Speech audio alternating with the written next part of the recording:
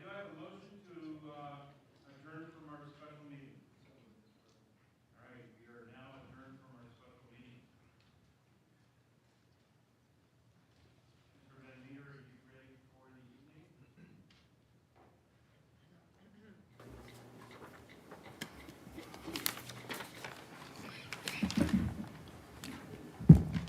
We're good. Good. All right, welcome. Now to our normal council meeting. I want to welcome everybody to December 4th, and want to start off with our invocation and our pledge led by Mr. Weaver. Thank you.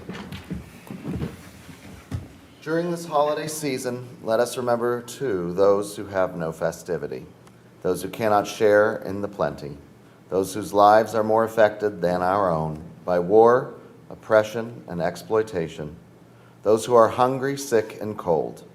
As we gather this evening, let us be truly thankful for the good things we have, for the comforts of home, and for the joys of our community. I pledge allegiance to the United States of America and to the republic for which it stands, one nation, under God, indivisible, with liberty and justice for all. All right, thank you. Thank you. Mr. Clerk, please call the roll. Angelou. Here. Bowers. Here. McGregor. Here. Padova. Here. Renner. Here. Schnetzer. Here. Weaver. Here. All right, thank you. Item B, additions or corrections to our agenda. Do we have anything this evening? Any corrections or additions? Okay, moving on. Item C, hearing of visitors. I've been told that we don't have the proclamation tonight, Madam Mayor? Correct, Mr. President. The person to whom I was going to present the proclamation was not able to make it, so we'll just look to reschedule that. Okay, perfect. All right, members of the public, I do have some speaker slips. When I call your name, please come to the podium. You will get 3 minutes, and state your name and address for the record. Mr. Dustin Hofflinger.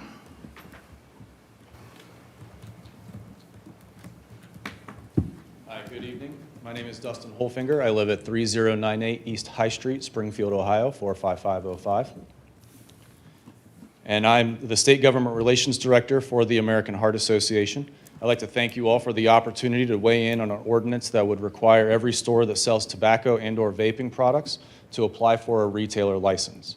With strong retail license requirements, tobacco retailers in the tobacco industry can be held accountable for violations of current and future tobacco control laws. These requirements will allow officials from Franklin County Public Health, who I know you've heard from previously, and they gave a great presentation, to know exactly where those products are being sold and provide stronger oversight through regular compliance checks. These tobacco products are sold seemingly everywhere: grocery stores, gas stations, convenience stores, making it far too easy for kids to obtain cigarettes, flavored cigars, snuff, and their most popular e-cigarettes. Too many of these youth are using these products as well, including those e-cigarettes, and tobacco companies continue to aggressively market these products to young people in the attempt to addict a new generation of users.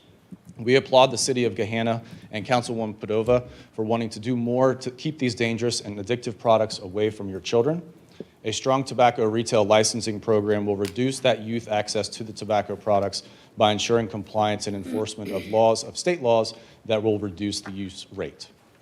Research has shown that compliance is most effective when the tobacco retailer or license holder is held accountable rather than non-management employees who are often low-wage clerks or the youth who purchase the tobacco products.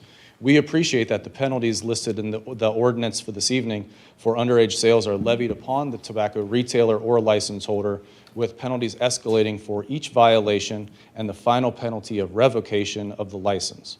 Kids should not be penalized for purchase, use, or possession of harmful products that have been aggressively marketed and illegally sold to them. These strong tobacco retail license requirements shift penalties for ignoring tobacco control laws from youth to those retailers who, again, should be held accountable. The fees collected from the licensing ensure that the funding for compliance checks and enforcement of the tobacco laws do not provide additional cost to taxpayer dollars or the city, and will provide the opportunity for additional education and cessation programs. Thank you for your time today, and if you need, I'll answer any questions that you may have. Thank you.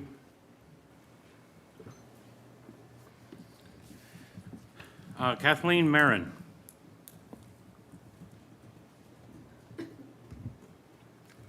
Hello, I'm Kathleen Marin. I'm at 303 Assumption Drive, Gahanna, Ohio, 43230.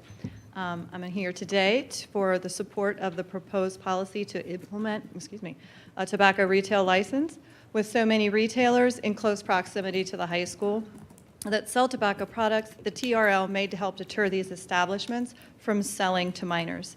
They can avoid fines simply by carding, which we already know we get done at the grocery stores when we're trying to purchase alcohol.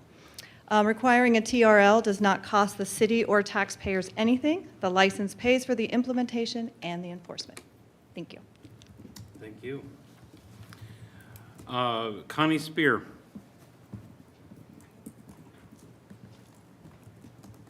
Hello, good evening. I'm Connie Spear, and I live at 361 Emery Street, Gahanna, Ohio, 43230. Thank you for the opportunity to weigh in on the tobacco retail licensing policy tonight. I've lived in Gahanna for 8 years, and I truly love it here. One of the reasons I love it is because I believe it is a great city to raise kids in. I have a son in 1st grade and a daughter in 5th. And as they grow, I do not want them or their friends to fall into the statistic that 23.6% of high school students report current use of tobacco products. One way to help to reduce this number is to hold retailers accountable for selling to those that are underage. Businesses are about making money, and if there are no repercussions, why would they stop selling? I have already heard that someone in 5th grade, elementary school, was caught vaping. While an 11-year-old probably did not purchase the product, there's a good chance it came from an older sibling. There are at least 7 places in very close proximity to the high school that students could walk to. We need to hold these business owners, rather than their employees, accountable with financial penalties. Then, with any fees that are collected from a violation, there's the opportunity to provide additional educational and cessation programs without additional cost to the residents. Again, thank you for your time today, and I hope to continue to see Gahanna as a safe and healthy city for my kids to grow in. Thank you. All right, because there was interest, I just want it noted that this issue is on our agenda. It's for first reading. Our normal process is we don't do anything. It's just a part of the process of reading into the public record. But we are expected to take legislative action and vote on it on the 18th. Okay? Well, thank you so much for coming. Jeremy, you have let me know, well, first of all, do we have any speaker slips additional? Just the one through the video. Okay. Could you go ahead and play that? Lauren Gavlin. Hi, I'm Dr. Laura Graflin. I am the medical director of the electrophysiology lab and co-director of the Women's Heart Program here at Mount Carmel Health System. For the record, my work address is 85 McNaughton Road here in Columbus. I am also your local board president for the American Heart Association, where our mission is to be a relentless force for longer, healthier lives. And we are also committed to equitable health in all communities. And one of our priority areas is to prevent and control tobacco and vaping across Central Ohio, particularly for our kids and young adults. Not only are more kids and young adults using e-cigarettes, but they're using it more frequently, so that 1 in 4 school-age kids are actually using e-cigarettes or vaping, making them by far the most popular tobacco product in today's youth. Many young people and their parents are unaware that these e-cigarettes are not safe and in fact contain more nicotine than traditional tobacco products. And these products are sold where kids are, at convenience stores, grocery store, gas stations, and evidence shows that 3 out of 4 kids who go to purchase these products, even when they're not of legal age, are able to buy them. And so we are thrilled that Gahanna is considering efforts to ensure these harmful products are kept out of the kids in your community through the tobacco retail licensure program. This program not only reduces the ability of kids in Gahanna to purchase products, but it also allows officials in the city to limit the number of places that sell tobacco and manage where these retailers are located, trying to limit the proximity to where these products are and where your community youth are. And so on behalf of the American Heart Association, I want to thank you for looking out for your kids, improving the safety and health of your community, and for considering a program that has been proven to be an effective tool in the fight against vaping and keeping kids safe. Thanks so much. All right, thank you. And that's, for public comment, that's all we have. Correct. All right, thank you very much. All right, item D, public hearings. We do have one. This is the first of our public hearings for our appropriations, the proposed appropriations for 2024. I'm going to read the rules into the record. Pursuant to Council Rule 9.20.1, finance hearings being a special circumstance shall have the following rules. A, speaker shall have 5 minutes to speak on increases or additions of an item. B, speaker shall have 5 minutes to speak on reductions or removal of an item. Or C, speaker shall have 3 minutes to speak on general comments about the appropriations. Note, the minutes are combined total for all who intend to speak. So whether you're in Group A or B or C, if there's a lot of you that wants to speak about additions or decreases, we'll be counting 5 minutes for that group as in total. Okay, before I open up the public hearing, administration, do you wish to speak on this at all? I don't believe we have any comment at this time. Thank you. Thank you. All right. Opening the public hearing, and I invite any individual to actually come up, whether you're in Group A, B, or C, please step forward. And the same rules apply. You have to state your name and address into the record.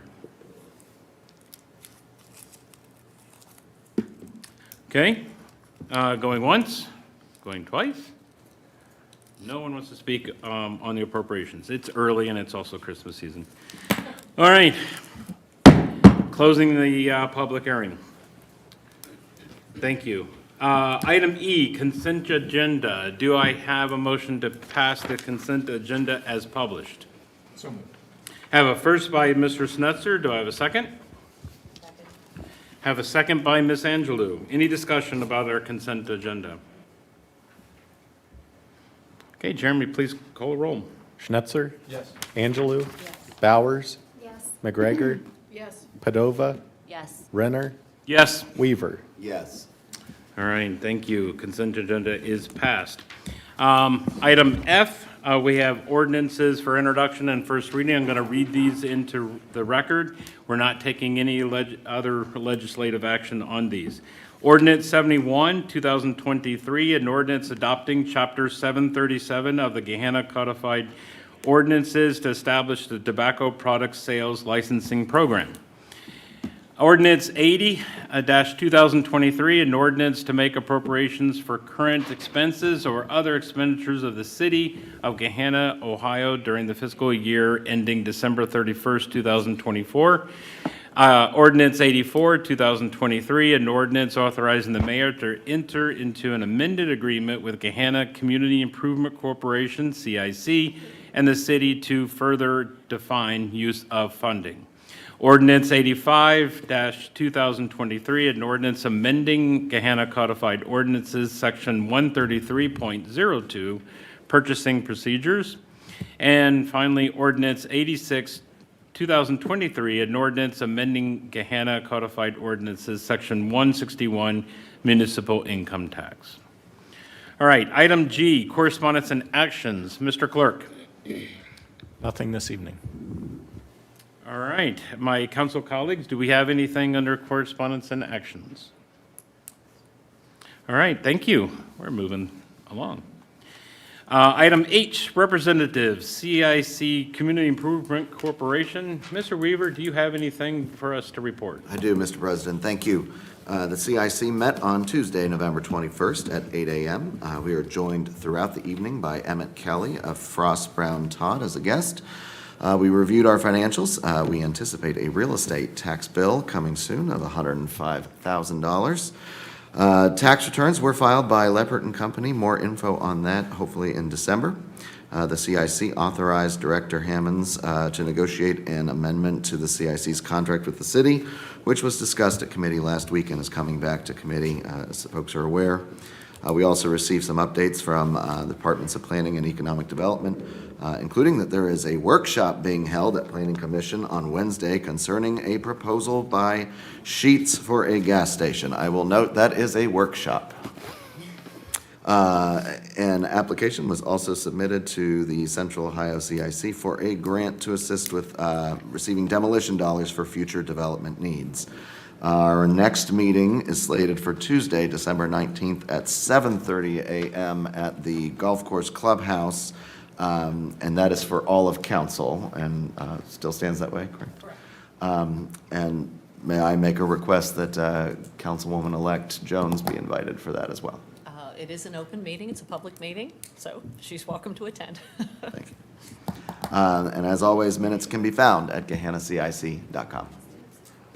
And that's it. All right, thank you. Mid-Ohio Regional Planning Commission, Morpsey, Ms. Angelou. Well, actually, I don't have much to say because our meeting will be this Thursday. And then the next Thursday for our, my last time of going to Morpsey.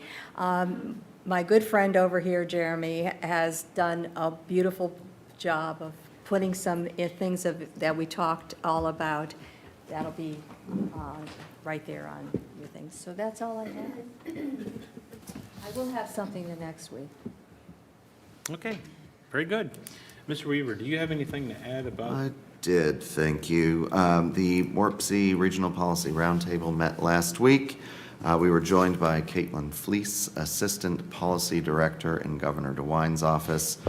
She operates primarily in the federal funding space and tracks a variety of funding opportunities, particularly in the transportation, tax, and commerce worlds. She is, to Ms. Angelou's heart, tuned in near and dear to passenger rail and follows those applications. There are various applications in with the FRA, including the what's called the 3C plus D. We should expect news on funding opportunities from that in the next month. We did receive a legislative update from Mr. Garrity and Steve Tugend on housing. They are working to be strategic with one-time community investment funds to assist those smaller communities that may not have the bandwidth to track the funding opportunities and get applications in there. In unfortunate news, the Regional Tech Hub application, with which partnered with 31 different parties, was not awarded by the Department of Commerce to Morpsey. That was disappointing. Yes. Lastly, on legislative updates, regarding issue 2, recreational marijuana's passage, ongoing infrastructure concerns, workforce concerns. There are conversations around criminal justice reform. The amended substitute bill was just dropped today at the House, but expecting imminent legislation around criminal justice reform as it relates to issue 2's passage. Lastly, I want to offer congratulations to Mayor Scheffler of Lancaster, our outgoing chair, who decided not to seek re-election and will no longer be on the Regional Policy Roundtable. He was also inducted into the Ohio Veterans Hall of Fame, and so we thank him for his service on multiple fronts. And one last item here, mark your calendars for Friday, March 15th for the State of the Region address. All right, thank you. Thank you. Convention and Visitors Bureau, Ms. Padova. Thank you.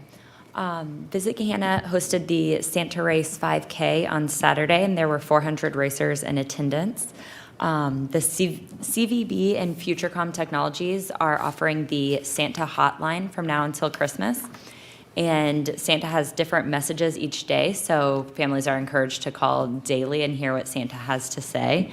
I'm going to have to check this out here soon. If you would like to try it, the Santa hotline number is 614-478-1061.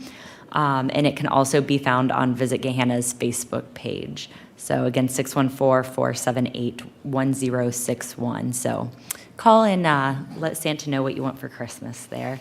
Also, Visit Gahanna hosted a holiday contest with Columbus Dispatch during the month of November, promoting shopping and dining in Gahanna. The prize was worth $500 worth of gift cards to 12 different Gahanna businesses, and there were over 4,000 different entries, and more than half of them opted to be added to the CVB's email database. So hopefully we will be seeing even more people coming to Gahanna and dining at our local restaurants and spending money at our shops. All right, thank you. School Board, Ms. Bowers. Thank you. Just very briefly, we had been scheduled for a quarterly city school board meeting on November 15th. That was requested to be rescheduled by the district. That meeting has not yet been rescheduled and may be postponed until after the first of the year at this time. And that's all I have for tonight. Thank you. Thank you. Official reports, Madam Mayor. Yes, thank you very much. Last Friday, Director Hammonds and our Economic Development team and I had the pleasure of attending the Economic Development 411 event, which is annually presented by One Columbus in partnership with Jobs Ohio. It was held down at the Hyatt Regency. It was over 700 folks in attendance representing economic development professionals, government leaders, business partners, regional and state partners. It was the largest turnout for that event in the event's history. And as you can imagine, the topic was growth in the Columbus region.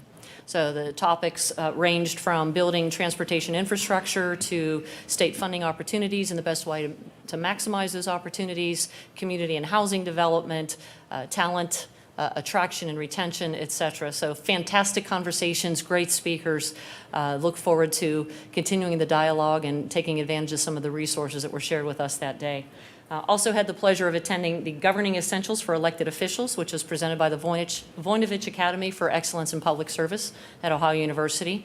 I was one of the inaugural class members. Back during COVID, we did our class on Teams, and none of us had, we didn't get a chance to meet in public throughout that whole time. This was actually a phase 2 of that program because it was so popular in phase 1. They decided to elevate the conversation a little bit, so it was great to be there with some of my fellow alumni from that first year. And the conversation focused largely on finances and budget.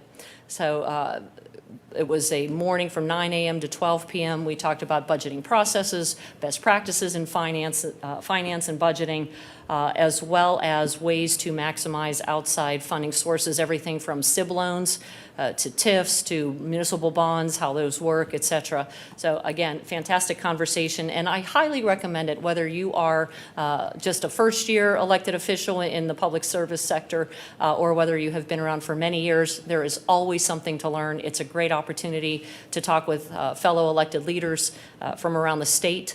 But it is a fantastic program. So the next phase 1 portion will be starting in March. Highly, again, recommend that. I know we have some incoming folks that might enjoy that program, but even some of you folks up there as well might find it to be really enlightening. I think it's a great conversation.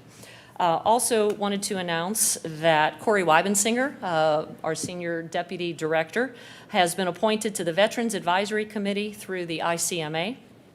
And in that role, he will be looking to provide job opportunities to folks who have served our community, our country, through one of the armed forces. Mr. Weibensinger is one of those as well. So looking forward to his growth as part of that professional management organization and his representation of the city of Gahanna on a national level. It's not international level. And then finally, I did talk with Mr. Van Meter right before this council meeting, wanted to share, so this is a joint announcement with him as well as with, I know, our council president. Next Tuesday, December 12th, here in this chambers, we will be hosting an open house from 4:30 to 6 p.m. in honor of our councilwoman, Karen Angelo. As you all know, will be retiring after 34 years of dedicated service to the city of Gahanna. So we will have an open house in here with refreshments, an opportunity for the public to come in, extend their well wishes to her. We might have a few surprises up our sleeve for that as well. I think council members, all of you have already RSVP'd for that. Thank you, Jeremy, for sending that list to me. And I know that there are a lot more folks, too, who plan to stop by to extend their well wishes to you next week, Ms. Angelou. So we look forward to seeing you here next week. Thank you. Thank you. Mr. City Attorney. Thank you, President Renner. As usual, from the City Attorney's Office, no news is good news, and I have no news. Excellent, thank you. Item J, council comment. Ms. Angelou. Well, I wish I had nothing to say. No, this is like my last month, and it's very difficult. What can I say? It's been an amazing time, but I also want to talk about heart. Weren't we talking about the heart? And, I had a heart attack, and it was in December. And I realized as I was looking for it today that I had always thought it was a different day than what I had talked about. But it was actually the 17th of December. It was 16th, it depends. And I have this thing about you should have great attendance. Everybody should be attending. If you don't attend, you can't do the job. Okay. So this was my last day of that particular year. And of course, I had always been to every one of the things, and I couldn't go because I was going to the hospital. So it was kind of an interesting thing to look at that again and decide, what's your life is going to be like in any way. So that's all I have to say right now, and I appreciate all the wonderful things that people are doing for me. I cannot thank you enough. That's it. Thank you. I was here that night, so I can confirm that you were here, but you gave us quite a scare, and I'm thankful that you're back. All right. Ms. McGregor. Thank you. We had Saturday. We had our historical society had our Victorian Christmas, and we had about 200 people come through our buildings and enjoy our Victorian Santa. We had old time crafts, and we had the house decorated. The bed and breakfast was decorated. We had cider and gingerbread cookies. I know at least about 120 gingerbread cookies were consumed. There were others there too, but I know that how many I brought so I could count and have a better idea next year. And they were freshly baked the day before, so that was quite, somehow I had in my mind that it was not going to take as long as it did. But anyway, it was a great event. We thank everybody who came out to visit our buildings that day. Thank you. Thank you. Ms. Bowers. Sure, thank you. First, I wanted to make sure that I announced that I'm hosting a constituent hour along with Council Member Stephen Renner, and I believe that Councilwoman-elect Jamil Jones intends to attend as well this Friday, December 8th at 7:30 in the morning at Cafe Creekside for our second annual Budget and Breakfast Constituent Hour. It's our hope to speak with constituents and residents about the budget in a more informal setting, answer questions, and get feedback from you. So hopefully people can attend this Friday at Cafe Creekside. Last week, I had the pleasure of attending the Columbus Metropolitan Club's luncheon on zoning. The major takeaway from that presentation was just to really emphasize that local governments play a huge role in shaping the housing landscape for all of our residents. And one of the other big takeaways that I had was we're really moving forward at a great pace here, and I want to thank Director Blackford for his work on the zoning rewrite. I know it's a huge lift, and we are really ahead of other communities in the region in addressing these concerns that are being discussed across our region and across the state. So overall, it was a really informative presentation. Move to Prosper, which is now known as Families Flourish, was a lead host for the event, and so they featured one of their program graduates at the panel, which was always a heartwarming story to hear how those opportunities can give certain families, they called it catapults over barriers. So that was a great event. I think that is all I have for tonight, so thank you. Thank you. Ms. Padova? Thank you. Thank you to everyone who came out to speak this evening in support of TRL. We've heard from the county, American Heart Association, and others about TRL and the importance of it.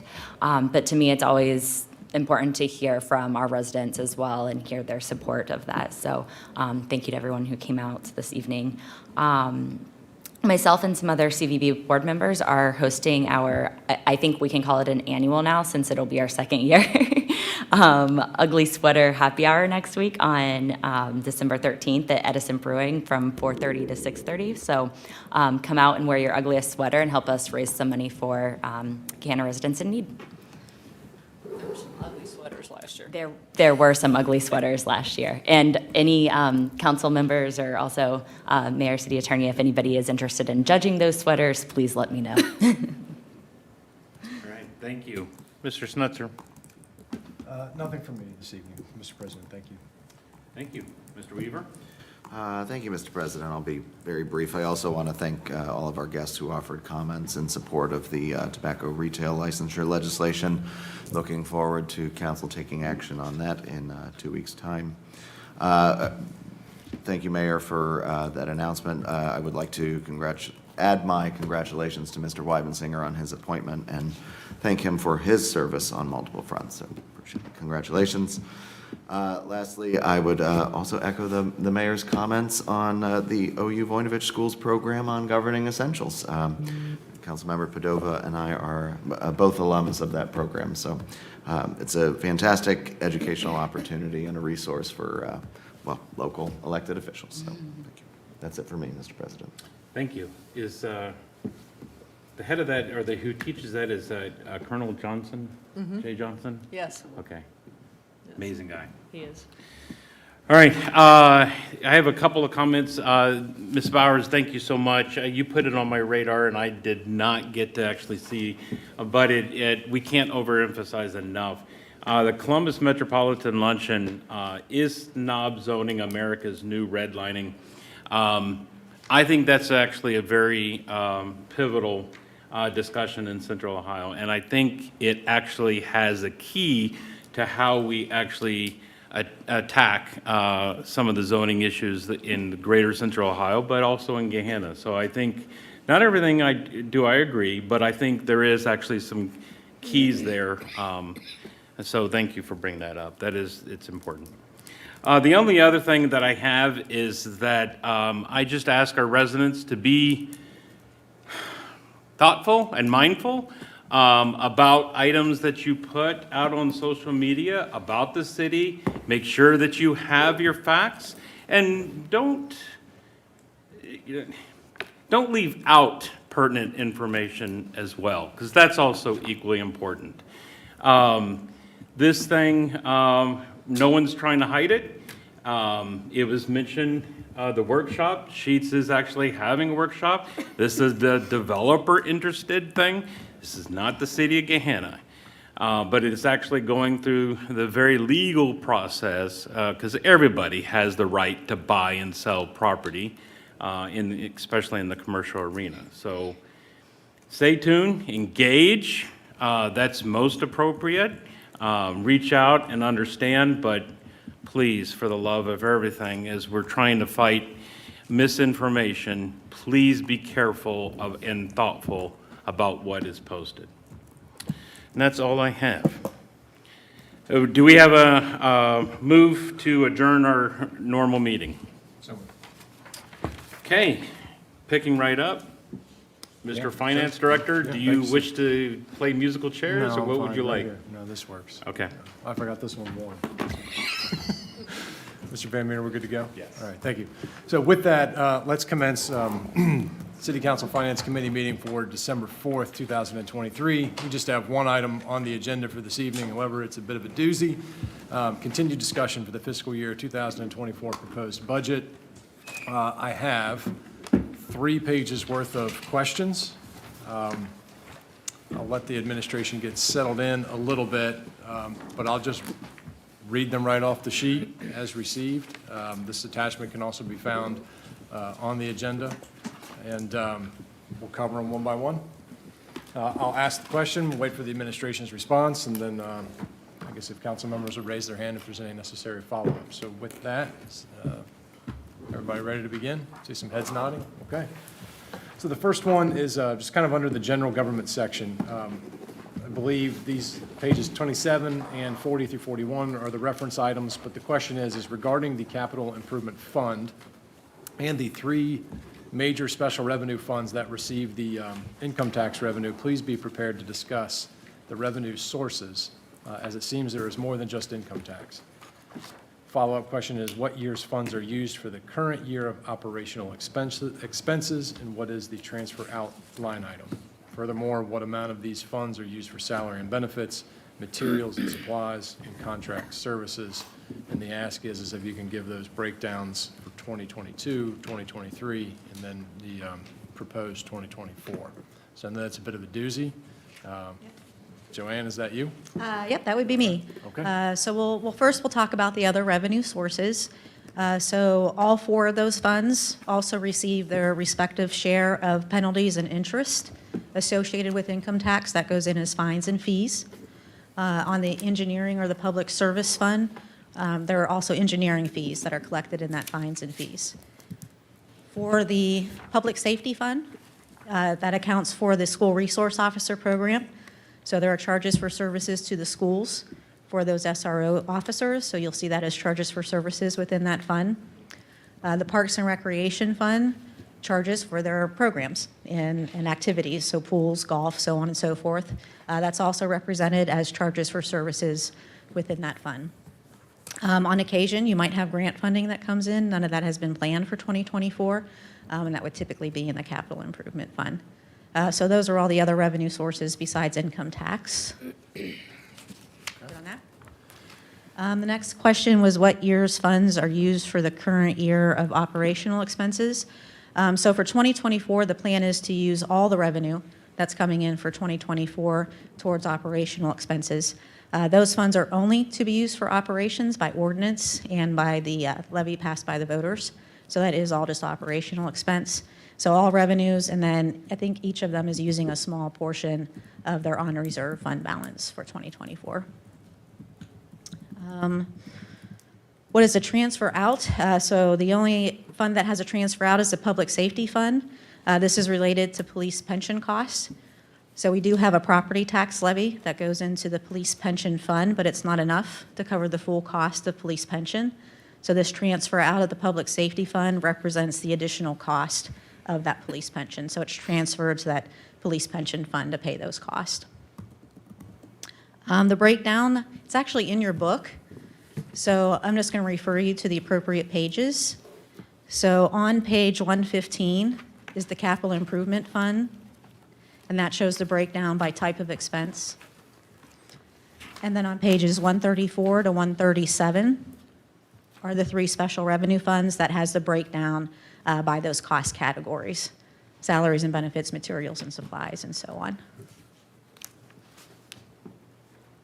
Thank you, Joanne.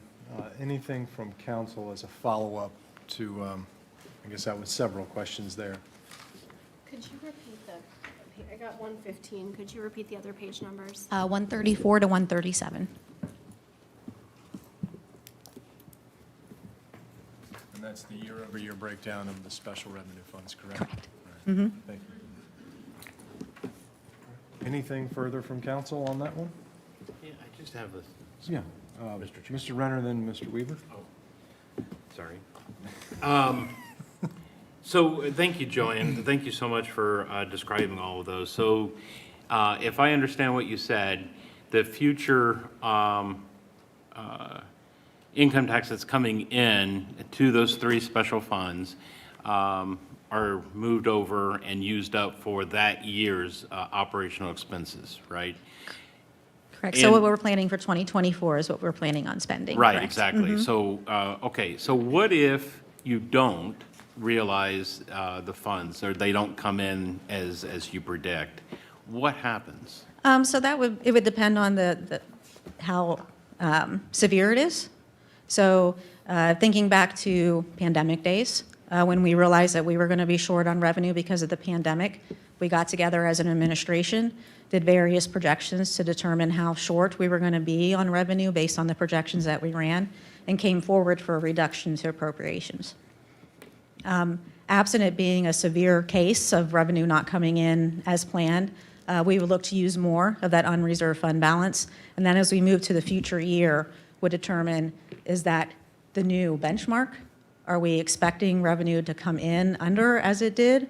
Or was this an anomaly? So we would just do an analysis of what's causing us not to meet our target. How severe is it? Do we need to reduce appropriations, or can we continue? And what does that mean for the next year? Okay. And so in no other case, if you're going to reduce appropriations or the revenue, if you realize that it's short, you'll come before council like you did with the pandemic and report on that, what you need. Correct. Okay. Thank you. Mr. Weaver? Thank you, Mr. Chair. Thank you, Director. Just wanted to put on your radar, if you're not aware already, have you been following House Bill 296, which would affect Ohio Police and Fire Pension Fund and mandate additional contributions from employers? Yeah, I think that's actually a question a little bit further Oh, down. But no, we would not budget for something until it is passed through legislation.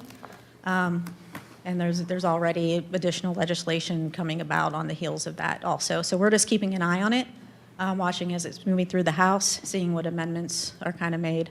But no, once we see that legislation is definitely going to be passed, then we would take action on that at that point. Thank you. Anything further from council?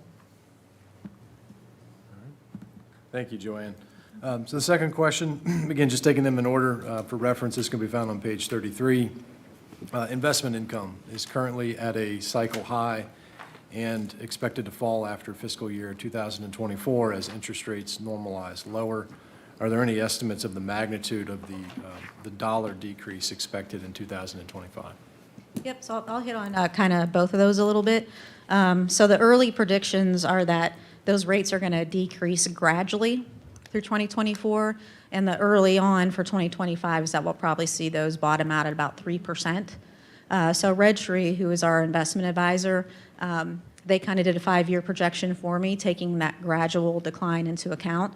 So dollar-wise, they're estimating that we'll see about a $500,000 decline in investment income going into 2025. Okay. Anything from council on that? No? Thank you, Joanne. Next one for reference on page 37, under the operating expenses section.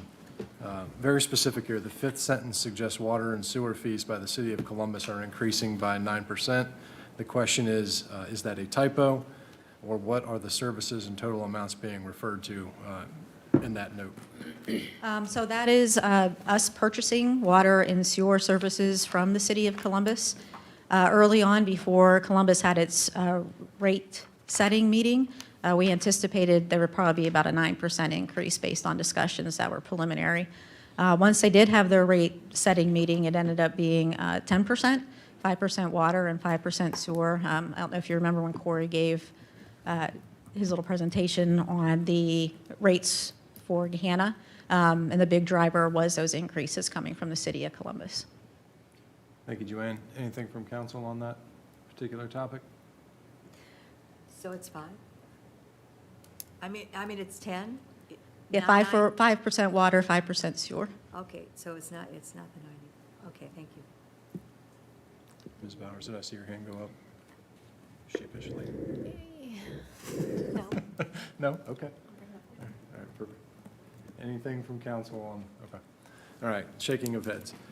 All right, the next one, this is reference item, several pages throughout the budget book, pages 31, 99, 122, and 123. Reference is made on page 99 that increased maintenance efforts by the Streets Division could place funding pressures on the general fund and the public service fund. To what extent would levying the permissive license tax at the ORC cap alleviate cost pressures on these funds? So I looked at the most recent report they had out there for registrations. It was an October 2023 report, and then rolled that forward to the end of the year. So it looks like we might have approximately 36,000 registrations for 2023 at $5 a piece. That would bring in about 180,000 more a year that could be used for street maintenance. Anything from council on that? All right, thank you, Joanne. Next one, page 60. The ask is to please be prepared to discuss the goals and objectives of the Citizens Advisory Program and whether any funding is associated with that program. I'm going to assume this is Madam Mayor. Correct. So I'm actually going to ask for some clarification around this question. Page 60 refers to the mayor's advisory committee, which Director Hammonds and I spoke to last week, and then there's a Citizen Academy program. There's no Citizen Advisory program, so looking maybe for some direction or clarification as to which one the question is directed to. I know the question as received said citizens in it. Mr. Chair. Yes, sir. Happy to clarify. Last week asked about the Mayor's Advisory Committee. This week asking about the Citizens Academy. Excuse Okay, me. sure. I Appreciate just your want to make sure indulgence. we weren't revisiting last week and No, we no. were talking about I that. have- No problem. Good catch. Appreciate the clarification. Not a problem, just want to make sure. So the Citizen Academy program is actually patterned after a program that's offered in several other municipalities. It's a form of community engagement. It is much like the Citizen Police Academy that has been offered for many years, where residents can come in, they spend time over a multiple-week period learning about police operations, how police train, et cetera. Really gives them a better appreciation for how police operate. Citizen Academy's much the same with regard to how local government operates. So it's a multiple-week program. Each week, citizens come in, they meet with a different department. One week it's Parks and Recreation, maybe the next week it's Michael Blackford and Director and the Planning Department. And it gives residents an opportunity to learn what the departments do, how the departments serve them, and also how your local government works. So the goal is to create a more engaged and informed constituency as well, so that when there's situations that come up, like a gas station that wants to have a workshop, there's a better understanding as to what the planning process is. In terms of the budget requests, between the mayor's, the business advisory group that we mentioned last week and the Citizen Academy, I believe it's about $10,000 or so in the budget. I have to go back and look, but costs, whatever costs would be in the budget would be in the event we needed to find a venue such that we couldn't have one here at City Hall, any kind of printing for materials that we would need to do for the class, et cetera. The goal would be to offer it twice a year, with the first one rolling out sometime in the spring and then another one in the fall. Thank you, Madam Mayor. Anything from council? Ms. Padova. What other communities are doing this? Sure, I can tell you, we pattern ours specifically after Westerville, but there are multiple communities, not only in the Central Ohio region, but around the state that do it. Anything further from council? Thank you very much. All right, next one, and the last one under the general government section, for reference, page 62. The 2023 recap mentions use of a grant consultant. The question is, are there any expectations to bring this in-house in 2024? And if so, where is funding being requested? Thank you. As mentioned in the previous staffing reports, we would bring some of the grant funding and compliance in-house with the management analyst that is being requested in the Department of Administrative Services. Thank you, Director Vollmer. Anything from council on that item? Hearing none? All right, thank you. Moving on. Next broad section is under Human Resources. Within the budget book, the reference item is page lowercase Roman numeral II. Is the proposed salary and benefit projection inclusive of proposed or anticipated increases to employer contributions to OPNF Pension Fund? This is the aforementioned House Bill 296. I think the answer that you provided was no. I don't know if you have any additional context behind that than what was previously provided. No. None? Anything from council on that? Okay, thank you. Moving on. Next question, page 12, the 2024 budget request, as referenced on page 12, lists the 2023 appropriated as 205 full-time and 212 part-time. The 2023 budget request has 196 full-time, 161 part-time. This can be found on page 11 of the 2023 request. And the ask is to please elaborate and discuss the process of appropriations for staffing, including why the numbers are varied. Sure, I'll start, and then any detailed questions Miranda could help address.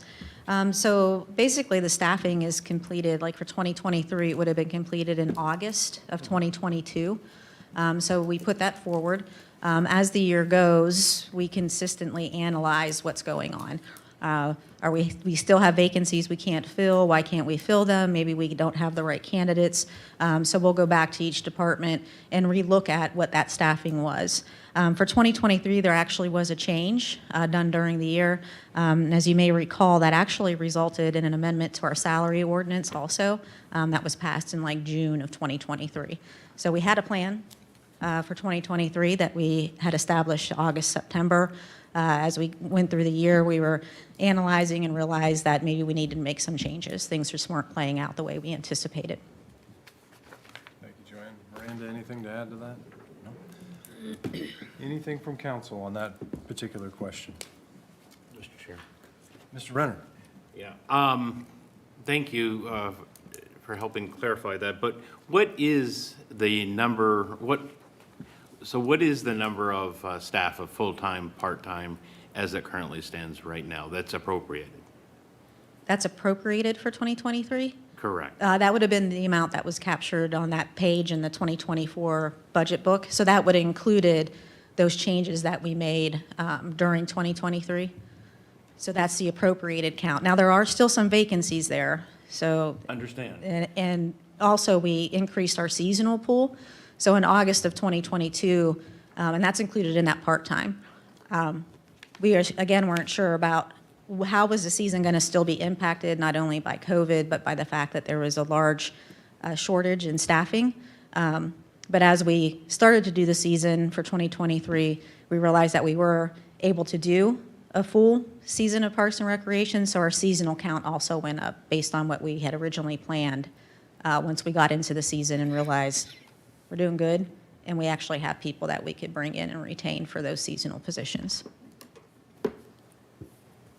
So bottom line, page 12 is an accurate snapshot, at least for 2020. Correct. Page what, I'm sorry? 12 on the current budget book.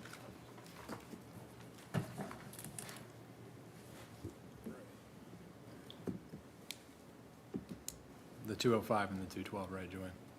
Correct. Okay. Anything from council? Anything further from council? Okay, moving on. Thank you. For reference, I have one quick question. yes, Ms. Bowers, going back to the Yeah, prior sorry, question. just, are you able to just tell me briefly, and I am sure it is in here somewhere, but if you're able to just articulate it quickly, that'd be great. Otherwise, I'll go back and look. Of the departments where there are vacancies, is there a significant amount of overlap between the requested new positions and the departments where there are existing vacancies?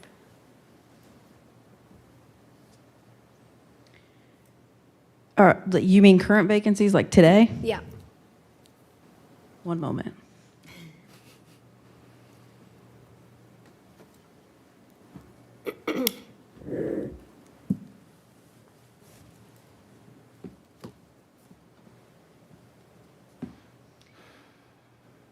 No. Okay. We have completed most of the hiring for this year. We had a very low turnover rate this year, so most of the new hires this year were from positions added to the budget in '23. So there are still some pending police and dispatcher vacancies, but other than that, there's just a couple backfills that are actually in interviews right now. So I think, so you're answering my question by essentially telling me that there aren't a lot of vacancies other than like some police and communications. Is that correct? Correct, and any other vacancy is currently in a hiring process. Okay. Okay, all right, thank you, that's helpful. Anything further from council? All right, thank you very much. Next question on the list for reference can be found on page 37. And the question is, what is the 2024 contribution to the employee HSAs, otherwise known as health savings accounts, and then parenthetically, not subject to collective bargaining agreements? The city has budgeted for $2,000 for those on a single plan and $4,000 contribution by the city for those on a non-single plan. Is that consistent with 23? Correct. That is consistent with when we switched from a PPO plan to a high deductible health plan. Thank you. Anything further from council? Thank you very much. Next question, also for reference on page 37. The question is how is the $133,000 refund from the Central Ohio Healthcare Consortium being spent on employee benefits? So in the HR budget, there's approximately $250,000 in a line item for employee wellness, safety, and relations. So that money will be used to fund those programs and initiatives, such as gym equipment replacement, the wellness committee, bringing vendors in for that wellness committee, and the cost of the OSU urgent care that we have an agreement with. That money will also be used to offset that. Thank you, Miranda. Anything further from council on that item? Okay, next one, very much related to that, page 69, what's the driver for the increase in HR revenue of $137,000? And would this happen to be related to the COHCC? It is, and the rest of the revenue is related to, like, for example, the economic development team gets reimbursement for professional development through MODE. The HR team gets reimbursements through OPELRA, so those come back into an HR revenue line so that it offsets the cost of the professional development. Thank you very much. Any follow-up from council? Okay. All right, moving on. Next couple of questions are pertaining to public service. Page 24, the Public Service Special Revenue Fund shows planned expenditures increasing roughly 65% year over year. Please be prepared to discuss the key drivers of the planned expenditure growth and whether the spend represents one-time costs or a new expense baseline that's anticipated to recur. Yes, sir. Good evening. These are one-time expenses. The code updates to chapter 9 or part 9.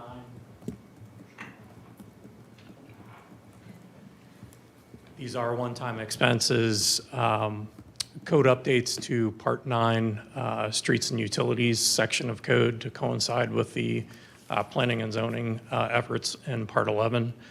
Thoroughfare plan update that is to be updated every 10 years and reviewed every 5 years. The last review was in 2019. And an FHWA sign inventory for retro reflectivity of regulatory roadway signs. Thank you very much. Any follow-up from council on that item? Seeing none. All right, moving on to similarly on page 24. The Street Tree Fund shows funds available but does not list expenditures. However, page 170 shows expected expenditures for the program. The ask is to please clarify what, if any, activity is planned to occur in 2024 and from which funds those expenditures will be made. I'm going to let Stephanie talk about the Street Tree Fund, but I'm just going to provide just a clarifying point. So the Street Tree Fund is a separate fund, and what you're looking at on page 170 is actually the general fund. Within the general fund, we created a new division in the Parks and Rec Department called the Street Tree Division. So I know it's kind of confusing because one's called a fund and the other one's a division, but page 170 is not that Street Tree Fund. There's nothing planned from that particular fund this year, but what is planned from the general fund in that new division, Stephanie will talk about. Okay, Joanne. Director Farrell. To answer the second part of that question, the funding is ultimately to create a good foundation to move into a comprehensive street tree program, recognizing that we've never had the full ownership of trees within the right of way, so we want to make sure that we have the canopy in a good condition before we move So ultimately, 24 will be planned removals in order to establish that good foundation. So the activity was one question, those are the planned removals. And then the ask was from which fund expenditures will be made. Joanne, that's the general fund, correct? Correct. All right, perfect. Any follow-up from council on that particular question? Yeah, Ms. Bowers? Thank you. And I apologize, I know this is an operations question, but just so, I know residents are going to be asking, what's the timeline look like? So once a tree is removed, when would they expect a new tree to be planted? So that is the second part that will require additional funding. We have had the opportunity, I don't even want to call it a pilot, with the circumstance when we had a large removal due to the emerald ash borer. When we were able to take a look at what our impact would be for those replacements. So we are hoping to move it along quicker than what we had originally planned. So through code review and updates in 24, as well as planned removals, we hope to have a planting cycle within 2025. Okay. All right, thank you. Any additional follow-up from council? Thank you very much.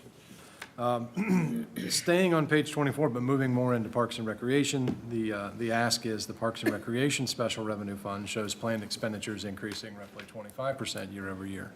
Please be prepared to discuss the key drivers of the planned expenditure growth and whether the spend represents one-time costs or a new expense baseline anticipated to recur.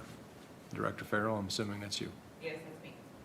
The main driver is ultimately programming, similar to what Joanne had commented before. We did have a full program cycle in 23. We were able to complete seasonal employment.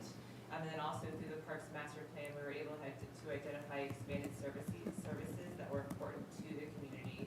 So with all of that included, it does increase the need for staffing as well as contractual programming. Also worth noting is that we had significant increases with some materials and supplies.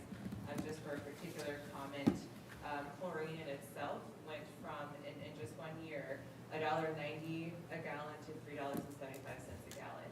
So materials and supplies in itself has significantly increased, and so the expenditures are to manage those expectations.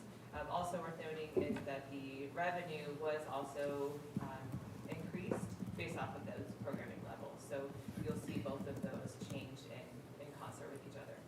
And that's that recapture rate that I think you guys measured. That's a critical metric within your department, if I'm not mistaken. Yes, cost recovery. Yep, I'm sorry. Thank you very much. Anything, any follow-up from council on that particular question? Seeing none? All right, thank you again. Moving on to page 55, this question pertains to Department of Law. Contract services for the Department of Law is expected to, contract services for the Department of Law is expecting a decrease of, we'll call it roughly $46,000 in 2024 from the 2023 appropriated amount. How much has been expended on outside counsel for 2023, and what is driving the expected decrease next year? Has coordination with incoming city attorney occurred to ensure that this budget aligns with anticipated department needs? I'm going to assume, Mr. Malarski, that is that's you?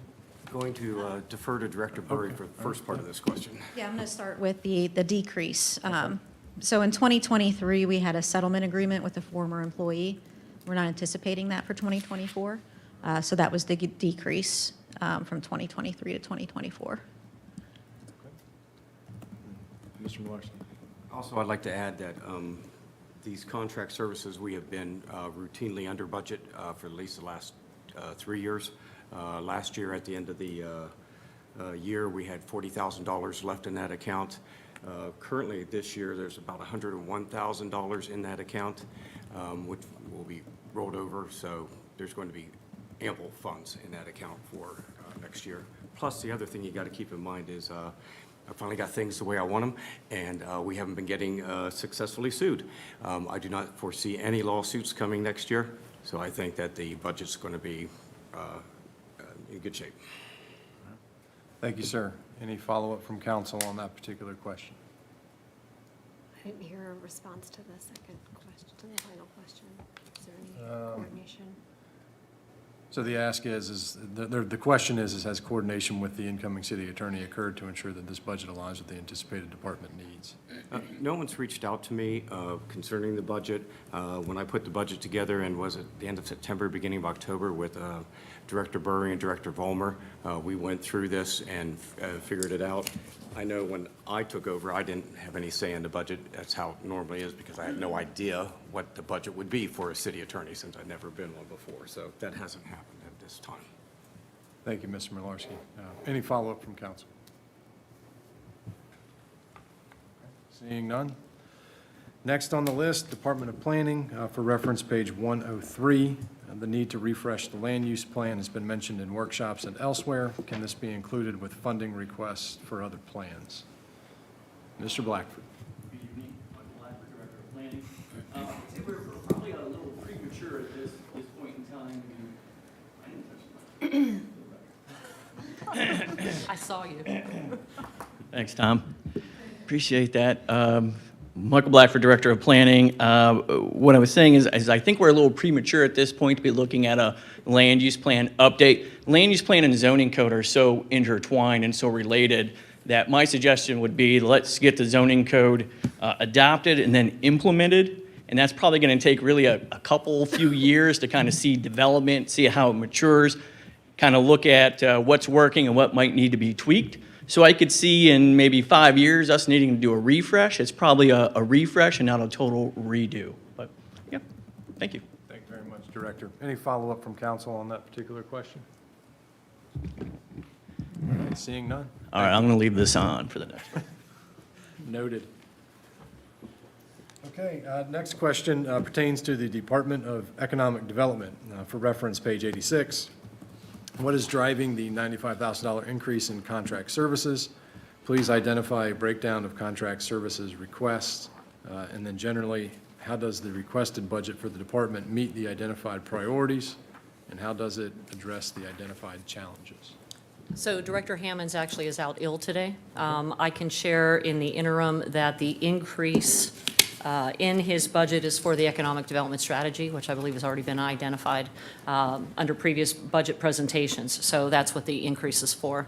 With regard to the question of how does his budget, I'm looking for the question, meet the identified priorities, address identified challenges, he will be back and can certainly add to it. But what I would say is when you look at what the priorities for the department are, it's to implement a refresh of the economic development strategy and to implement the refreshed economic development strategy, as well as pursuing development opportunities, adding to social economic fabric, working collaboratively with the school district. I do know that he does have funds in his budget as well that would include the outside counsel we have been using to direct us on economic development negotiations with the school compensation agreement. Those are very particularized conversations and legal basis that we have to seek direction from outside counsel on. So I do know that that's in there as well. But he can certainly speak more to that. But I do believe that certainly with regard to the main thrust of their priority for next year being the economic development strategy and then implementation of that, as well as workforce development programs, that's likely reflected within his budget. Thank you, Madam Mayor. Any follow-up from council? I'll just note, Yeah, sure. just because I will forget if I don't say it, I'd be really interested to hear more about the workforce development programs that he's interested in bringing to Gahanna. Sure. So, and he can speak to that more. I know part of that is building the relationship and the involvement that we have with the school district. So the school district has been working on that for a while. The city has not really been part of those conversations. So trying to strengthen that relationship and create that bridge between our business community and the school district so that we can create that pipeline for future workers is part of that. Again, he can speak more to what he has been talking about with his team when he returns next week. Any further follow-up from council? Seeing none. Going to move on to next section is titled ARPA funds. For reference, this question can be referenced on pages 24 and 128. The ask is, what other costs or budget items could ARP dollars be used for to offset use of the general fund, proprietary, or any special revenue funds? Ms. Burry? So that final ask there, the 550,000 for the CAD and also for the grants, is it? That's the remainder of the ARP funds. Everything else has already been obligated.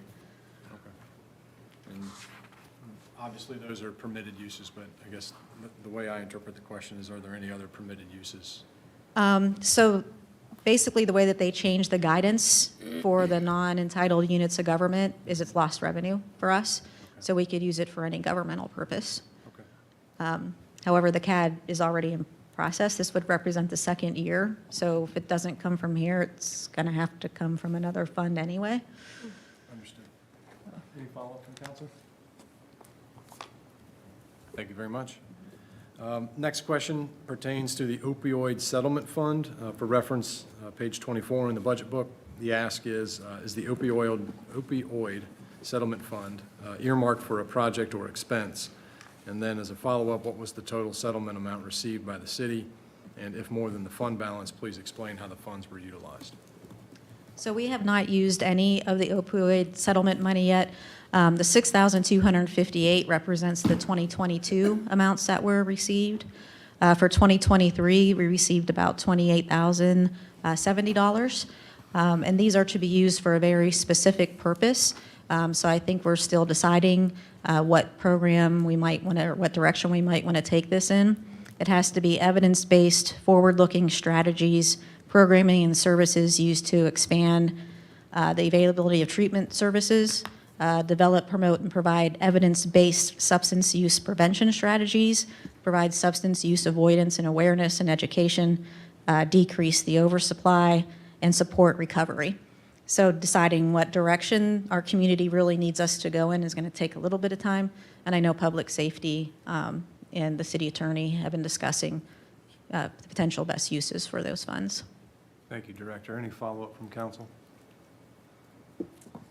Just a quick question. Is that structured a bit like the tobacco master settlement agreement where it's expected to continue for quite some time? I mean, if not in perpetuity? Yeah, it's going to go on. Ray probably has a little bit more information on that. How long is this? Does this have an end, this particular settlement? It's a certain pot of money. Yes, I don't know what the amount is. I could look back and let you know what the end date is on that. So I guess to interpret what you said, there was a payment and then it's being distributed, but once it's exhausted, it's exhausted. It's not like the tobacco MSA where it's continuing basically in perpetuity. That is correct. It was a settlement of a court case for a set sum of money. Thank you, City Attorney. Any follow-up from council? All right, seeing none, moving on. Last section is in relation to the capital improvement plan. Several references to page 113. So the first question is, how does the table on page 113 align with the approved capital improvement plan, specifically the line item for land acquisition? And then I guess the ask is parenthetically, is this for land acquisition or is this for the CIC?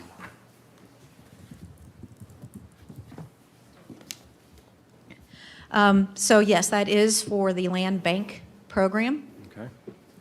And depending on what direction council will take with the CIC agreement, it could be used for additional items associated with those land purchases. And just a note on the side of the approved CIP, I believe the request was for $200,000. We will amend the CIP to include the extra $300,000 to bring it forward. $500,000 ask. Thank you, Mr. Schultz. Anything from council? Any follow-up? Mr. Weaver. Mr. Chair, thank you. So I guess little confusion on my part because as it was presented in the CIC, the request was going to be for $300,000. And that's what was stated at the CIC meeting. And so I'm trying to figure out, and I went back through my notes that I took at the meeting, and it does say 300,000. You know what, you are correct. I think the initial conversations was that we were going to present it for $300,000 when we were working on the budget, recognizing what the real estate market is and that the vast purpose of CIC is for land acquisition, that the likelihood of them actually being able to acquire property for $200,000 or $300,000 was likely not going to get very far. So we ended up, I believe, increasing the budget amount to $500,000. But I believe that was after the CIP. So we would have to go back and amend the CIP, and Director Schultz, I'm going to look to you. Thank you for the clarification. Anything further from council? Follow up on that particular question? Okay, seeing none? All right. Moving on. Again, for reference, page 113, the ask is it feasible to pause the requested appropriation for the Action Sports Park to explore partnering with the Gahanna Parks and Rec Foundation for a capital campaign, grants, or private support? Director Farrell? For this project specifically, we've seen a lot of interest and support, but before we go and request for additional dollars through grant or through private partners, we need to ultimately establish what the project is. So this funding will help us to gain continued input through public. It'll also help us identify and study the preferred or identified location, and also provide cost estimates. So in order for us to have an eligible project to apply for additional grant funding, we need to do this portion of the project first. With that being said, it doesn't exclude the partnership and the ability to work with interested parties such as the Parks and Recreation Foundation, and in order to continue to develop the project that ultimately only increases the eligibility for grant with additional partners. So this just helps us get into a phase of an actual project. Thank you, Director. Any follow-up from council? Yeah, Ms. Bowers. Yes, thank you, Director. It's a wonderful project, and I do appreciate the strong interest from the community, and I think that it will be an asset to the community. I think is the number that's been requested, it's what, $660,000 roughly. Is that the number? I recall when we discussed this in the CIP, that it was broken into two relatively equal portions, and that was approximately the anticipated value of the project. And so what I guess surprises me a little bit is that what I'm seeing in the requested appropriation is that same dollar amount. So is the $660,000 half of completing the project, or is it what we need to do the assessment, do the community engagement? Because that number sounds very high to me to do the initial planning. Understood. And again, we don't have that cost estimate. What we're doing is taking a look at similar projects, maybe of like size. It also includes the removal of the existing skate park. So that fund does also include the demolition of a current site. So in order to have the funds in order to move forward, right now it's a cost estimate. We don't have a good outline of what the true project is going to cost. We will establish that throughout the year of 2024. And whatever's left over at the end of the planning particular period, then that'll be added. If for some reason the project comes in under budget, then the second half ask will be less. If it comes in as more, then the second half ask would be more. I think based on the role that I have to play here, it would be my preference to see that number get tailored a bit more to what's anticipated to be needed for this 2024 phase, so that we've got some overall spending trends that we need to be mindful of. And so while I'm incredibly supportive of this project, I just ask that maybe that could be a way that we could demonstrate a little more accuracy, perhaps, with that number for what we need for 2024, if that's fair. That's understood. That's understood. Thank you. Any additional follow-up from council? Going once, going twice? Thank you very much. The next one on the list, again, page reference 113. The question is the Link to Literacy Trail eligible for grant funding? And an additional question is this taken into consideration with the requested $710,000 from the Capital Improvement Fund? and the $500,000 from the Permanent Improvement Fund.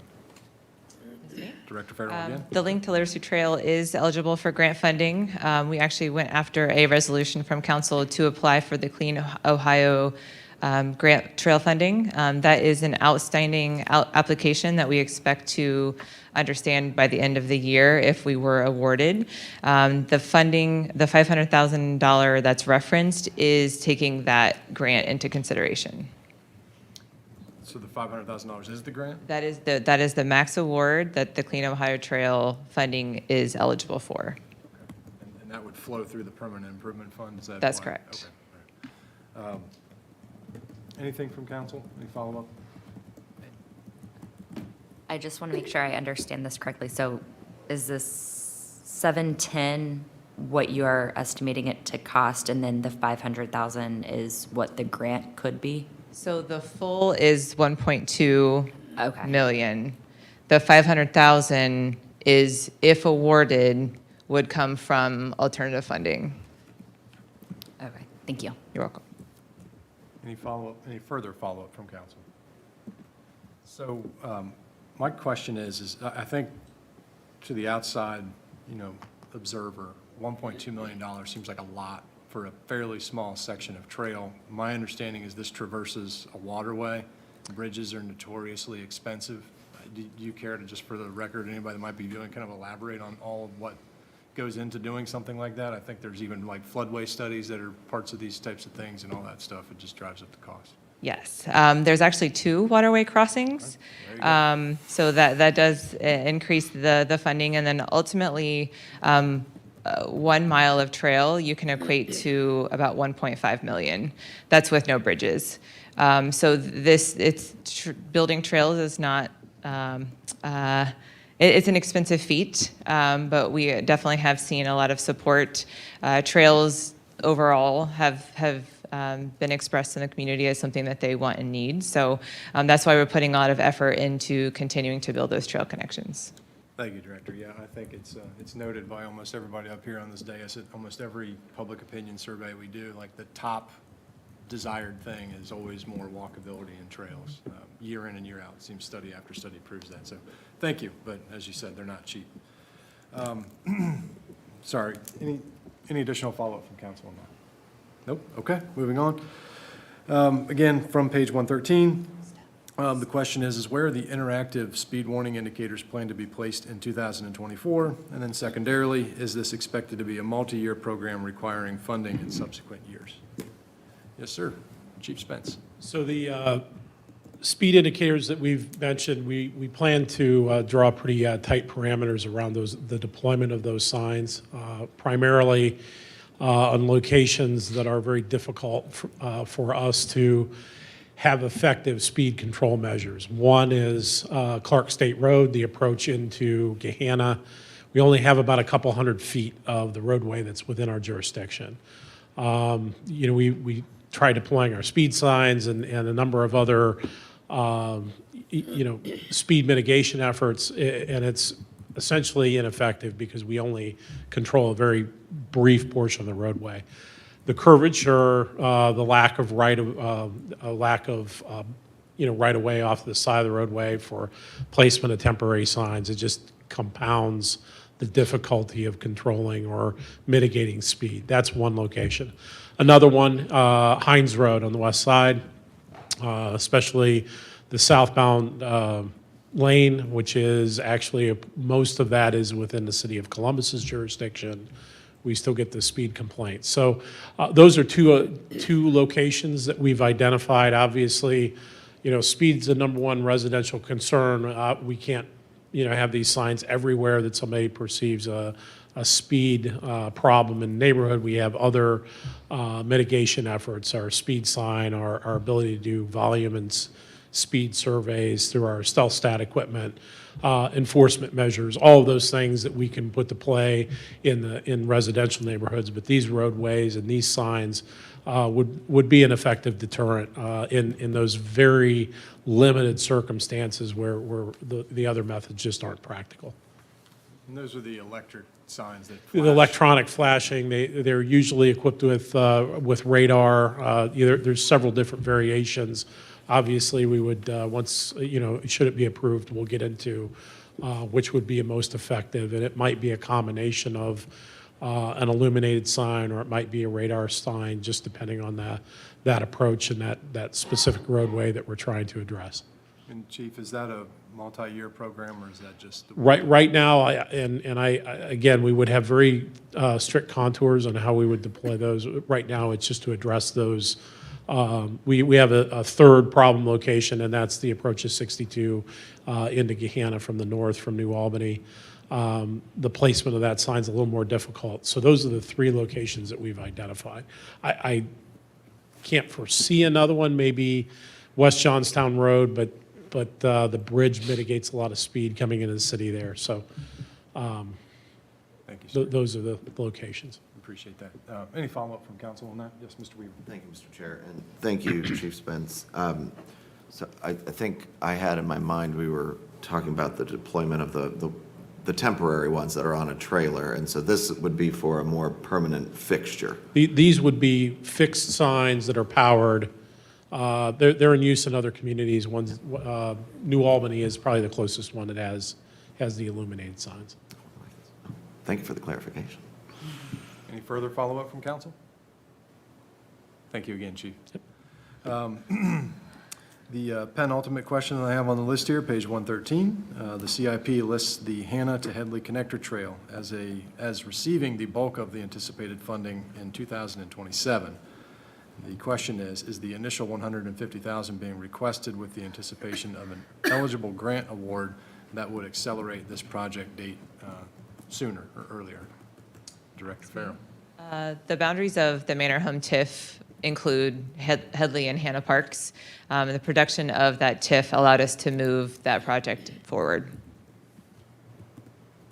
It's, I guess, one of the positive side effects of the property reappraisals that we've seen. That's right. Okay. Thank you, Director. Any follow-up from council? What is that trail expected to look like? Is that going to go underground? No. It just seems like a pretty big ticket item. It seems simple, but it is complex to get from Hannah to Headley Park. It's a close proximity. It is challenging based off of the road that it traverses. So that's a lot of this funding will identify the safest route in order to do just that. Thank you, Director. Any further follow-up from council? Okay. And then the last question on the list, page 114.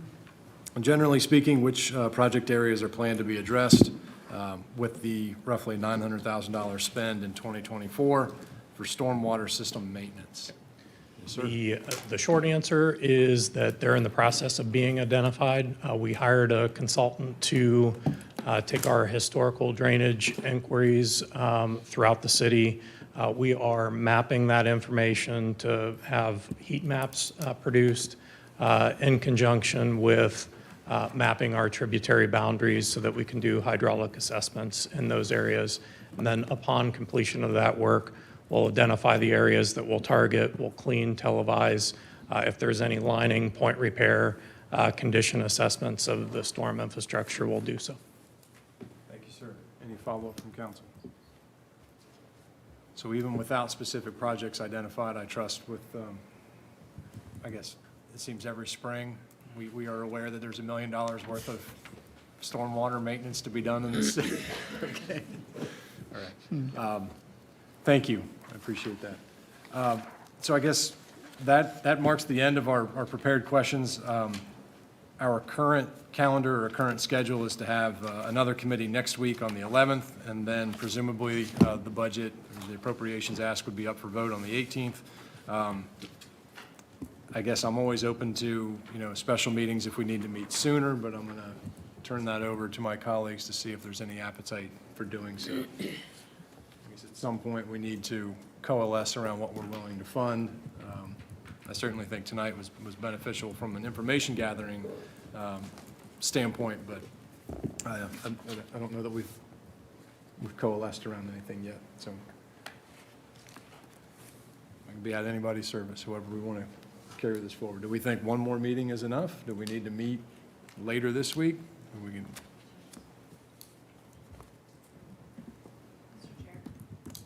We would respectfully request at the end of the meeting on the 11th that we do have a list of any changes or additions to the budget. So Director Burry and her team have time to ensure that that is correct for the amended budget presentation on the 18th. Understood. So what's the will of council here? Mr. Chair. Yes, sir, Mr. President. Thank you. I am struggling to try to put this to words in a very respectful manner. And I guess I'm going to be looking more to my colleagues on council than because it is a public meeting. I'm a public administration official for almost 15 years. I've led on a department for it's roughly about 20 million, plus or minus. Depends on what loans or grants I'm getting. But through that work, I intimately understand about staffing and the needs for staffing and how to actually account for staffing. Currently, I have 22 FTEs that I'm approved. I've actually gone to my bosses multiple times pushing for 26. Been pushed back. I have vacancies now, and I'm still doing work with 17 FTEs, believe it or not. Things are not getting done. I'll be the first to admit that. We're getting behind. But I prefaced all of that to say that I am looking at this. Director Miranda sent us a spreadsheet that the request as it stands is $1.4 million plus. And page II, there's a bar chart that shows that operational revenue is going to become below expenses in 26, 27, 28, and the out years. I understand that the verbiage around it is actually saying that it's taking the most conservative approach to that analysis, and I think that's actually appropriate. I think it's actually very good. But looking forward into the economy, and I've always been more of an optimist, but I think things with that are national trending, I'm getting antsy about a lot of things. But to bring it back to home, I guess more to right now, I'm looking to my colleagues. I think in 2023, with the appropriations budget, we did a phenomenal job answering the call. We did a phenomenal job answering the call to increasing wages and salaries across the city. I think that was a very appropriate thing to do. We also expanded the organization greatly to answer the call that we need to do. But I'm standing here and I'm looking at a budget and I'm perplexed. And I'm trying to actually match line items, expenditures, needs, and what have you. And so I guess this is a point of reference that I'm just asking my colleagues for help. It's also publicly, I'm letting you know that I'm going to be asking more questions that are going to be pointed at once I get my head a little bit tighter around the staffing ask. But as it stands, I think public safety is definitely a good thing. I don't have any problems with the fleets. I don't have any problems with the maintenance workers. I think these are all necessary things to increase our city services and make sure that we're responsive to our residents. But I am having a lot of problems with some of the other asks. I can't see it, and it's probably a weakness of me, but I cannot see through the forest right now. And so I will be asking a lot more pointed questions about these. Thank you, sir. In a similar vein, I have, I guess, hesitation with the year-over-year increase that's attributable to staffing on the, I guess what I'll describe as new staffing, not necessarily cost of living adjustments and those types of things. What I struggle with is none of us sit inside City Hall on a daily basis and know what staff does. I'll concede that. However, the flip side of that is I was one of a handful of people in this room back in 14, 15, when we were scraping by to find $1 million for streets, and it was very difficult to do. I was one of a handful of people in this room in 2018 when we were taking a meat cleaver to staffing because there was literally nowhere else left to cut. And I remember the failure of issue 29 and the passage of issue 12. And what I particularly remember about that is some residents told us that their concern with 29 was the unallocated portion of the new revenue, the 25 basis points or the 0.25% that was going to go to the general fund. And to remedy that was what we did is we created the 3 special revenue funds that Joanne's nodding her head in response to. And how I interpreted that is all of the new revenue would be resident facing. So it would be capital improvements. I think those speak for themselves. Public safety, public service, and parks and recreation. So another way of thinking about that is it was not administrative overhead. I have to balance the ask from the administration. And a lot of this may be very good stuff. These may be very good ideas, but I have to balance it against that institutional memory that I have and the promise that this new revenue is going to have to last 20 years.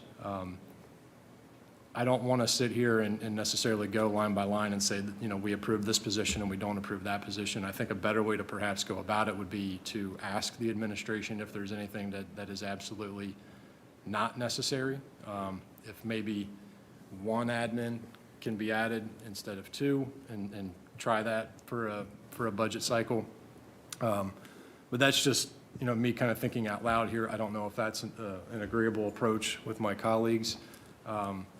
I don't know, Madam Mayor, I think in the past what we've said is can you reduce it by X dollars? And, you know, I don't want to put words in your mouth, but I think sometimes that works okay in the sense that it gives staff a little bit of flexibility for how best to manage a certain pot of money. I don't know if that's agreeable with council here either, or what would be the ask, you know, what would be the dollar figure to reduce. But at this point, I'm just kind of rambling. Those are some of my thoughts. I'm just cognizant of the fact that we do have to basically get down to the dirty work of business here in a relatively short period of time. So with that, I'll solicit other thoughts and opinions from council. Maybe Madam Mayor, if you want to weigh in. I think that if you want to have a further detailed conversation around staffing, we can certainly do that. To your point and that you just said at the end, I think if there is a desire to see a reduction in some way, then the best and preferred course for us would be to give us a number and say reduce it by X, and then we figure out what we need administratively, staffing-wise, to be able to still do the work that we're being tasked with doing and the programs we're being tasked with doing without overextending our employees. The fact of the matter is the city, and I appreciate everything that you've said and the promises that were made. I sat in this chambers when those discussions for both issues 12 and issues 29 before that were being discussed. We did have the increase with issue 12, and with the increase came a significant increase in the number of projects, and as well as the expectations from residents. When you do more projects, you need more people. And historically, we had 1 person doing the job of 3 people, which is why we were a revolving door of employees here. So making sure that we are adequately staffed so that we can effectively do the programs that are being asked, and also making sure that we are performing in the best practices way, making sure that we have the right policies in place, that we are managing what we are doing is extremely important as well. So I would suggest maybe 2 things. Number 1, if you want to have a more detailed conversation around staffing, perhaps some of those might be more more appropriate for an executive session for us to have, where we can be a little bit more forthcoming with some of the requests that we have, and then allow council to, if you decide that you want to give us a number to reduce by, we go back and do that as well. Director Volmer, I saw you shaking your head. Is there anything that you wanted to comment on as well? Don't mean to put you on the hot plate either, but hot plate. I came up with a new word, hot plate, as opposed to hot seat. I would just echo the mayor. The public records or open meetings law allows you to go into executive session for staffing and other employment considerations. That would be my recommendation if you have very pointed recommendations, because I know you all know we're all professionals up here. We're not going to sit here and divulge something on a public record that's not appropriate to be done. And I think it's also important to understand the process that we go through before we even present a budget to all of you. The months of discussion that happen, and I also understand historically maybe what the budget process would have been, but I can tell you that certainly under the last 4 years, the budget process that we follow is one in which there are very tense conversations that happen with Director Burry, Director Schultz, Director Volmer, myself, and actually Senior Director, Deputy Director over there, Corey Weibensinger, he's a fierce one to face in a budget discussion, because he will make you justify every ask that you have. So wanting to share that with all of you so that you understand what we go through before we ever get to you. But also understanding each one of those roles that are that have been requested within this proposed budget, and understanding what we would anticipate every one of those persons doing, and then how that relates to some of the programs, in fact, all of the programs that have been discussed here at some point, I think is a necessary part of the conversation. Thank you. Mr. City Attorney, if I could just ask, maybe have you weigh in on this. As I look at the list of some of the requested positions, some of those are governed under FOP contracts, some of those are under the steelworkers contract, and some, I believe, Miranda, correct me if I'm wrong, are non-classified, so to speak. Given that those conversations about adding permanent headcount may have implications for future contracts, would you believe that it would be appropriate for us to have those discussions in executive session? Or that it would be permitted, prudent, if you will? Please rephrase that. So several positions that are being requested in this budget fall under collective bargaining agreements. And we're sitting here asked to make a decision at a point in time, which by adding additional staff, we have to basically theorize, if you will, what future contracts may look like, right? To basically figure out where that cost curve is going to land. Do you think that that's an appropriate, well, let me just ask a simpler question. Would it be appropriate to have these conversations in executive session? Initially, off the top of my head, I think it would be, absolutely. But I will get you a definite answer for sure, because that's an important question. I don't want to just do it off the top of my head. Thank you. What's the will of council as far as how to proceed here? Anybody else care to weigh in? We've had several questions that I've received, this evening, last week, pertain to staffing. A couple of us have lended some comments for the public record about hesitation over staffing. If we're in the minority, I guess, I can shut up, but I don't suspect that I am. Yeah, Ms. Bowers. Yeah, thank you. I would imagine that next Monday, we could call a special meeting to go into executive session if the city attorney gives us guidance that after discussing with the administration that this is an appropriate use of executive session. I'm open to hearing additional information. I will echo Council President Renner and Finance Chair Schnetzer's comments, though, that this is a little bit where, the roles, we have distinct roles in this chamber. and the concern that we look at Chart 2 in the budget book and have a job to do related to Chart 2 in the budget book. And so it is not to impede you all from doing your jobs and delivering excellent programs and services to our residents, but as Mr. Schnetzer has reminded me, this is the pinnacle of the role of council, and the most important job that we have all year round. So I would ask that in the interim that there also be some consideration, perhaps at perhaps reducing some of the operations, not so insofar as it impacts our residents as least as possible. And you know that I will continue to support compensation for staff so that they feel appreciated here. Thank you. Okay, sounds like we at least have a roadmap. So we can tentatively have a executive session scheduled for next Monday? So then Can I ask?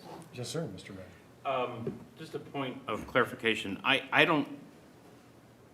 I'm not aware of anything that is pointed directly at any specific role. Where I was actually coming from was have to have, need to have, and want to have, right? And I don't know if those are situations that are in executive session. We would ask the city attorney to weigh in. Is that what we're talking about, or? Well, I'm not exactly sure what we're talking about. That's why I would like to clarify it a little bit. What really swayed me with what Councilman Schnetzer said was, if this affects our bargaining, our bargaining tables, those are things that are definitely eligible for executive session. So that's why I asked him to rephrase it, and I said I wanted to think about it because I'm not exactly sure where that avenue is coming from. So I was going to talk to you about that later. And I appreciate that, and I don't want to get into the way of that. If we need to do that, that's fine. But my headspace is really on the other three. I'm sorry? I was queuing off of Director Ballmer. Okay. And I suppose the mayor's comment here that maybe some of these conversations might be a bit sensitive. Potentially. Yes, any conversation about compensation or staffing or asking people to do more than one job or a job above their pay grade or below their pay grade absolutely is a matter of collective bargaining. Oh, now I see. Yeah. Okay. So we have the city attorney nodding his head, and we'll wait for a more formal answer. That's what led me to believe that this is probably accurate, but I do want to I'd like to know why they feel it would be appropriate, so I can assess it. I would like to know everyone's thoughts to make an educated decision. Tentatively schedule an executive session for Monday. Do we have a general time? Is that after committee of the whole? I guess that's the will. We already have to do in a special session anyway, because we're interviewing for boards and commissions. Right. I just want to allow enough time, meaning if we have a hard stop or something.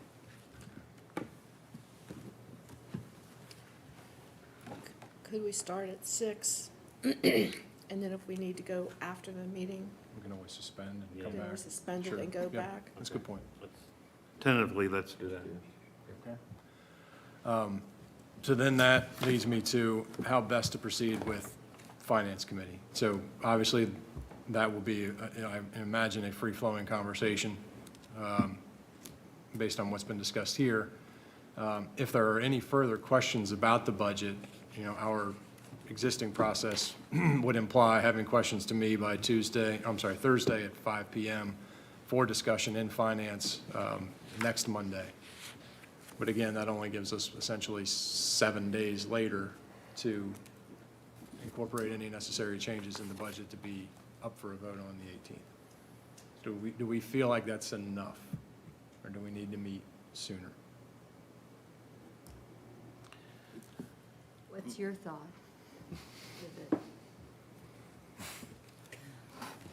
I have no further questions with regard to the budget. I'd kind of like to get down to the sausage-making process of deciding if we're okay with this or if something needs to be adjusted.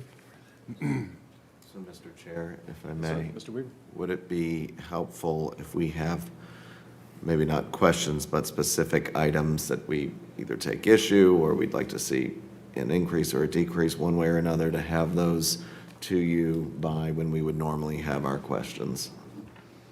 It gives us something to work from. Madam Mayor, would the preferred approach here be bullet points with regard to individual staffing items, or would you prefer the dollar figure approach?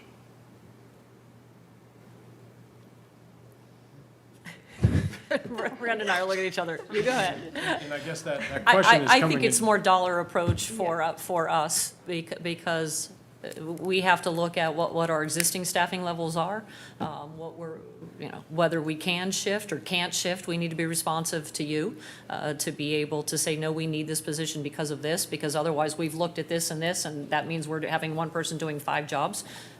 This is why we need this. But I think to have a number, if you had a number in mind that you wanted us to get to, that would probably be the preferred approach. Yeah, because there are some positions that are tied directly to initiatives in the budget. So if the position goes, the initiative potentially could be reduced or gone as well. That's And- a concern. Yeah, and I covered, at the last staffing presentation, I did cover some of those positions and some of those numbers. I do have the notes if you'd like to discuss any of them again, but some of those positions, not all, but some are directly tied to initiatives in the budget that without those individuals, they might be able to be started, but finish next year is not likely to occur. Maybe this goes back to, Mr. Renner, you had talked about a need to have, want to have, like to have, something like that. And just maybe a different way of thinking about that is, we have existing services. I'm thinking, going back to the staffing presentation, one of them that I believe was absolutely essential was it planning, the building inspector? Correct. There is a request to fund a building inspector for a half year, so that would be a June 1 potential hire. Right, and I guess my understanding of that position is that that's kind of mandatory, in the sense that, like, we're critically thin there as is. There's an existing workload, there's some concerns about redundancy, if individuals were to leave, where we would be. Correct. Yeah, correct succession planning, yes. Right, so that might be, to use your language, Mr. Renner, like mandatory, or must have. We can certainly prioritize the list. Would that be helpful for council? I think that would be. With a reminder of what initiatives that are tied to. I would say, I don't think there's any that are in the like category. It's either a need or a want. We've already ferreted out it would be great to have if. Those have already been ferreted out. So I think we're looking at absolutely need to have and want to have to help further an initiative forward. But the one you just cited, for example, was a mandatory one, I believe. We also have a fleet technician position, because that's in anticipation of upcoming retirements, and it's a transition type of position as well. So I would put that in the need category. But we can certainly work through the asks and at least pigeonhole them or identify them, prioritize them as an A and a B. Do you envision that as a deliverable for Monday? Sure. And are you just talking, just so I'm clear, only the general fund positions or all of them? The only ones not in the general fund are the SRO, maintenance worker at the golf course, an administrative assistant, an intern in engineering, and then a maintenance worker out of the proprietary funds. What's the will of council on that? So general fund is what I'm really, really angst about. I already said, the proprietary funds and enterprise funds actually take care of the others, and I also understand the need. And again, public safety is another one of those mandatories. We need to do that. So I'm not. Those are our very most expensive positions as well, so. I understand that. Yeah, thank you. But it sounds like it's just the GF is where the heartburn's being experienced at the moment. Okay. again, with regard to process, so we have executive session tentatively scheduled. We have sort of mandatory and want, or a hierarchy of asks out of the GF as a deliverable for finance next Monday. Do we anticipate additional questions being submitted to the administration? I just want to clarify my role in You're facilitating. talking about after Monday then? I'm talking about after today. Is there anything further that we will submit to the administration I mean, for discussion on Monday? Additional budget questions beyond staffing questions, is that, am I understanding you? Personally, just anything. Should I anticipate, should I log in at, 5:30 on Thursday and anticipate emails from my colleagues to submit something to you all so that it's in your inbox on Friday morning? No, I would say I may, since I'm having a constituent hour on Friday, I may have some follow-up questions from constituents, but I wouldn't expect that to be other than maybe just something clarifying, if that's all right. Yes. Thank you. Council? I'd say it's possible. Possible? Okay. Well, all right. Then stay tuned. So it sounds like we will have, for next Monday, Committee of the Whole, well, special, Committee of the Whole, and Finance to follow. Okay. Thank you, everyone. Thus concludes Finance. We'll see you next week. Thank you.